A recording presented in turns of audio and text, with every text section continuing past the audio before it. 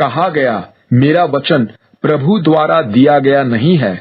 यह सब तो एक मूर्ख की घमंड में कही गई बात है। कितने तो अपनी मानवीय उपलब्धियों का घमंड कर रहे हैं, तो मैं भी घमंड क्यों न करूं। तुम तो ऐसे बुद्धिमान हो कि मूर्खों की खुशी से सह लेते हो।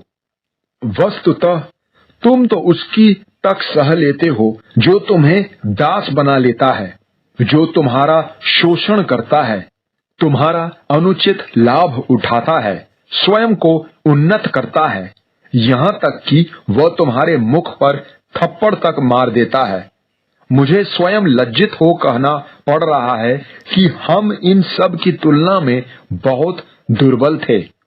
कोई किसी भी विषय का अभिमान करने का साहस करे, मैं यह मूर्खता पूर्वक कह रहा हूँ। मैं भी उसी प्रकार अभिमान करने का साहस कर रहा हूँ। क्या वे इब्री हैं? इब्री मैं भी हूँ।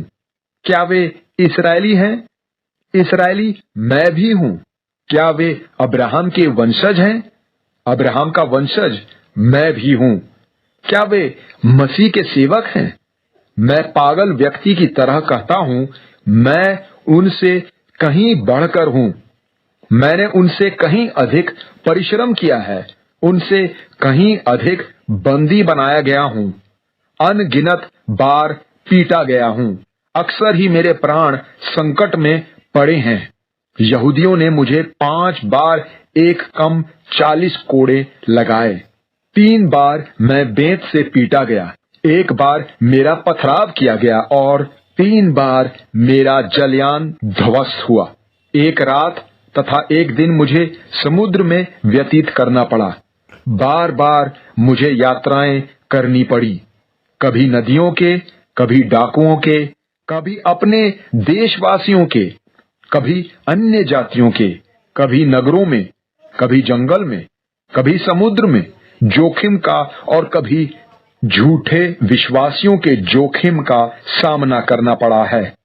मैंने अनेक रातें जागकर, भूखे प्यासे रहकर, अक्सर भूखे रहकर, सर्दी और थोड़े वस्त्रों में रहते हुए कठिन परिश्रम किया तथा अनेक कठिनाइयां झेली हैं।